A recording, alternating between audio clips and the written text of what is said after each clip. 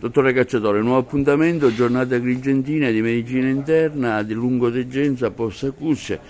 Sono temi di grandissima attualità che oggi approfondirete in occasione di questo incontro con validi colleghi provenienti dalla Sicilia e anche fuori Italia. Sì, oggi è l'8ª giornata delle giornate agrigentine di medicina interna e lungodegenza riabilitativa. Sono molto orgoglioso di aver portato ad Agrigento tutte le migliori menti per quanto riguarda la medicina interna, dal professore Corrao al professore Barbagallo al professore Mulè, che anche avere portato le migliori menti che ci sono nel nostro ospedale, perché anche da noi abbiamo dei reparti di grande eccellenza, come è stato riportato recentemente dall'Agenas, soprattutto i reparti di cardiologia e di ortopedia. Oggi parleremo di malattie cardiometaboliche, e per tornare in argomento, in questa 8ª edizione noi spazieremo con argomenti che vanno dalle malattie metaboliche alle malattie cardiovascolari, alle malattie nefrologiche, alle malattie dermatologiche, alle malattie autoimmunitarie. Quindi avremo un po' tutto il complesso che riguarda la medicina interna, e stiamo cercando di far sì che anche i nostri colleghi medici, sia delle ospedalieri, di tutto il circondario, ma anche i medici di famiglia, possano effettivamente trarne utilità di questo e vantaggio di questo congresso.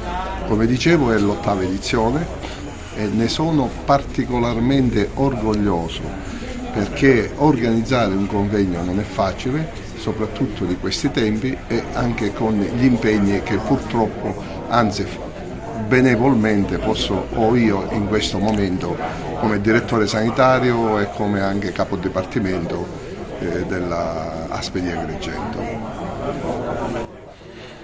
La post-acusia è anche un tema importante che dibatterete? Sì, la post-acusia è un tema estremamente importante.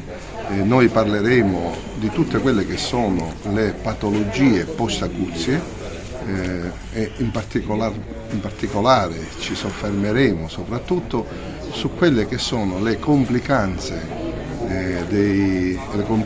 delle malattie per acuti.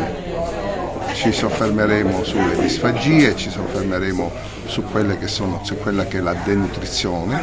Avremo un'intera sessione dedicata alla nutrizione, e quindi con tutte le patologie connesse, dalla disfagia alla disfonia, a tutto ciò che riguarda l'interesse post-acuzio.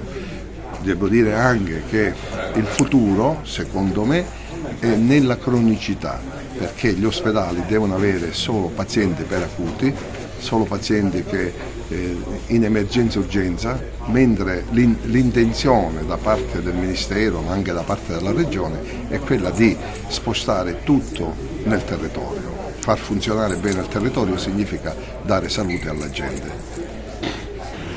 Beh, sicuramente sì, perché la medicina interna può rappresentare una risorsa importante nell'organizzazione dell'ospedale, soprattutto per rendere più sostenibile la gestione dei posti letto, sia medici che chirurgici.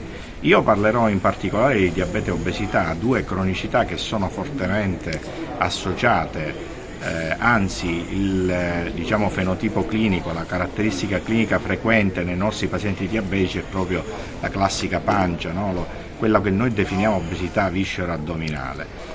Queste due cose interagiscono fortemente, e probabilmente l'obesità, questo tipo di grasso che si accumula all'interno dei visceri, è in grado di slatentizzare le problematiche metaboliche fino a portare al diabete. Oggi, per fortuna, abbiamo farmaci innovativi che sono in grado di invertire la rotta, letteralmente sono in grado di far regredire il diabete fino a una condizione, si spera con tutti gli interventi e se il paziente entra in clima collaborativo, fino alla regressione di malattia. Quindi un quadro della malattia in Sicilia qual è? Il diabete è una delle cronicità più importanti, probabilmente non sappiamo il dato sull'obesità, ma sicuramente sfioriamo le 300.000 o addirittura superiamo le 300.000 persone affette da diabete. Il vero problema del diabete però non è la malattia in sé, ma soprattutto quella condizione di prediabete che invece è ancora più diffusa nella popolazione e che si slatentizzerà proprio con la malattia diabetica. Probabilmente bisogna intervenire lì con programmi di prevenzione e di modifiche di stile di vita che sono estremamente importanti. Quindi questo è il consiglio che diamo ai pazienti? Certamente quello di controllarsi e fare un controllo anche di emoglobina glicata senza avere la diagnosi di diabete permette di diagnosticare il prediabete e se un paziente ha il prediabete assieme al suo medico stabilirà quale sarà il percorso migliore per poter evitare di arrivare alla diagnosi di diabete. Quando c'è la diagnosi di diabete già il danno micro e macrovascolare è già operante sicuramente da tempo. Oggi appuntamento per le giornate agrigentine di medicina interna e lungodegenza post-acuzie. Lei come presidente dell'ordine riconfermato darà il suo indirizzo ai lavori? Sì, porterò i saluti dell'ordine che ho l'onore di rappresentare in un evento importante come questo che ha organizzato il dottore Cacciatore con illustri relatori presenti su alcune patologie.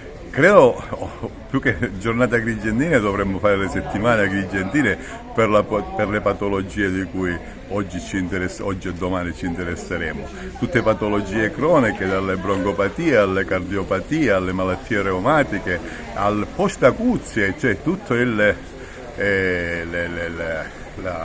la riabilitazione che abbiamo anche, dobbiamo agire su questi pazienti, perché è importante la restituzione ad integrum delle funzioni vitali del paziente, perché oltre a curare la patologia dobbiamo tenere presente che dobbiamo curare la persona dobbiamo curare l'aspetto psicofisico del paziente. Ecco, ieri in una conferenza stampa l'ASP ha detto che la Genesis ha dato delle eccellenze per alcuni reparti dell'ospedale, quindi di Agrigento e Sciacca. Questo è un fiore all'occhiello per la nostra medicina, Presidente. Sicuramente abbiamo veramente delle eccellenze, sono state scritte sul giornale per quanto riguarda la ortopedia e la cardiologia nella velocità dell'intervento, che è importante, ma non è solo questo, anche altri reparti sono eccellenti nella nostra ASP e in questo caso si parlava del San Giovanni di Dio, ma anche l'ospedale di Sciacca, di Canicattì, Licata, Ribera.